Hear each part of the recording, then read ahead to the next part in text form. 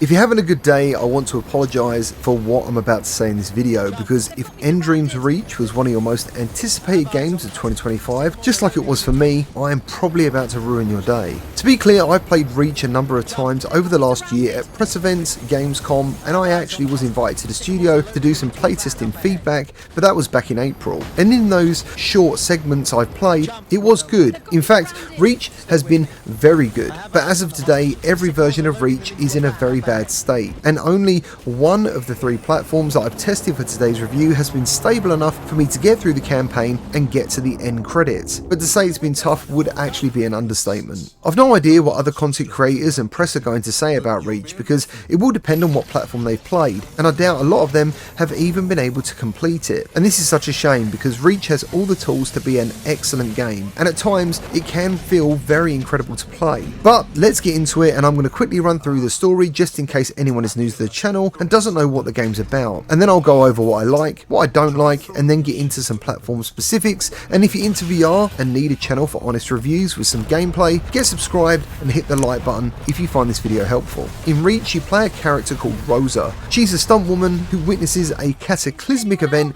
in her hometown, and she ends up waking up under a pile of rubble, discovering a city beneath the earth. And then you end up getting roped into not only trying to save the human race, but you have to help this advanced race of living statues to break free from the evil clutches of some mental baddie boss type called Lithos. She wants her race of statues to rule the world and eventually eradicate all human life. Your only contact down underground is a guy called Alyx with a very impressive metal beard and his friend Oppo, and together you must turn the tide and save everyone. The voice acting is spot on, and the animations of the special characters is particularly great. Plus, the sound effects and the music are top notch, but that's when it's all working correctly.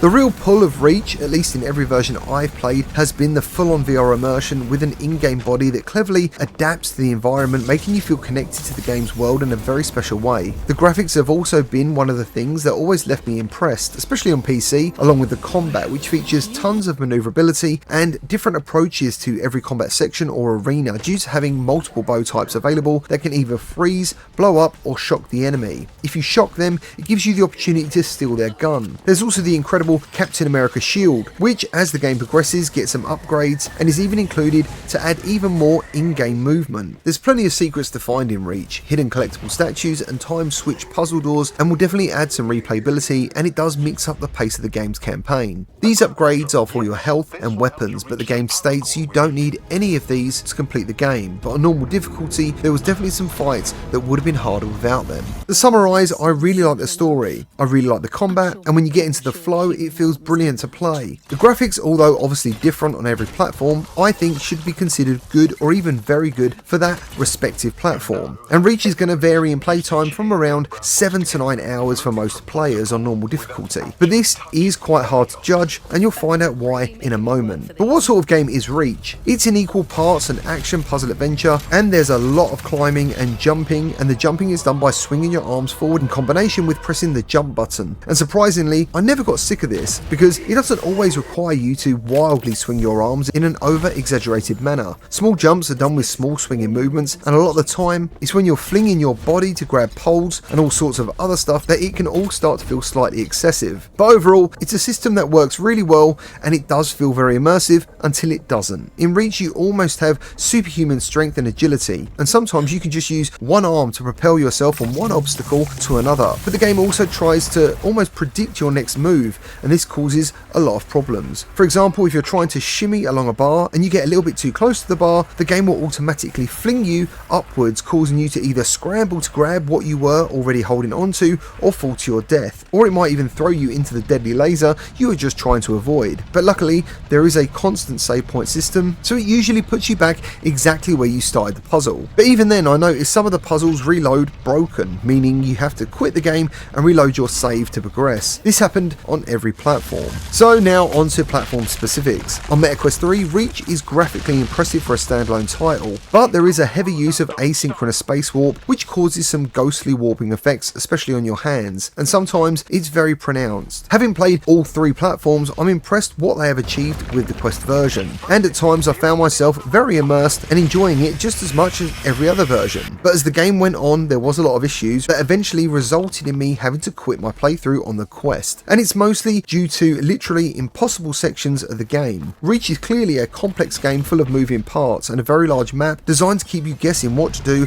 and how to do it, but when you come across things like invisible walls and missing pieces of the game, in the end I had to give up at around the 40% mark. Over on PC, which does look the best out of all three, the bugs were non-stop, including impassable objects, invisible walls, and my player's body getting impossibly stuck in the environment. Now, some of these problems can be wiggled out by physically moving around your play space, but overall, it was the same experience as the Quest with lots of frustrations, leading me to also quit the Steam version. nDreams then notified me this morning that a new review build was available on Steam, which I immediately started playing as I really wanted this version to be okay for the review, but within 5 minutes, I again reached an impossible obstacle with an invisible wall, and for some reason my save had completely disappeared, giving me a different save, so I had to quit out purely for my own sanity. The PSVR2 version was the only platform I could actually complete Reach on, and is definitely more in line graphically with the PCVR version. I didn't notice any headset rumble, but there is good haptics and adaptive triggers, and I'm pretty certain Reach is using 120Hz reprojected, which is the same as Synapse, but while saying that, it definitely doesn't have the clarity of Synapse. Completing Reach wasn't easy and not for the right reasons, and unfortunately by the end credits this game had literally sucked the life out of me, but I had to keep in mind I had technically played the same 40% of the game 3 times over at this point, so I took a very long break to refresh myself as I was eager to actually learn more about the story. But even then I found myself very apprehensive from moment to moment, thinking something was going to go wrong. And overall, the PSVR2 version didn't disappoint. We have missing audio. A human has returned to the land they left to rot. Atlas! I can't move!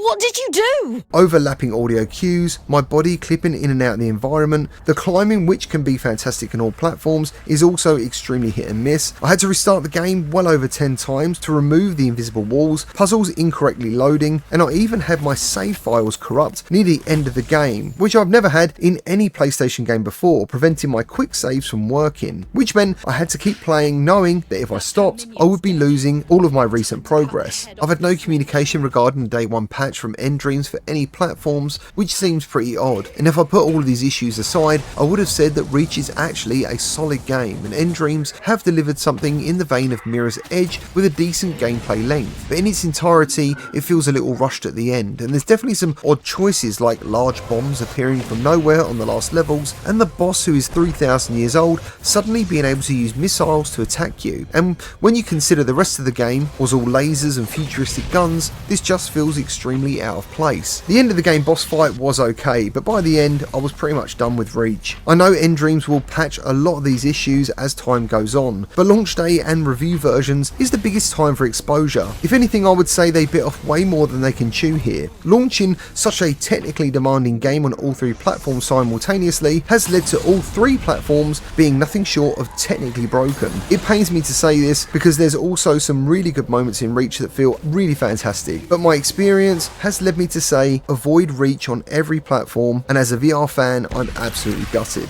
But until something drastic changes, Reach is a beautifully broken mess. Well, that's all I've got for you today. Thank you to everyone who likes and subscribes. Let me know your thoughts down in the comments. I am sorry to be the bearer of bad news again, and hopefully I'll see you all in the next one.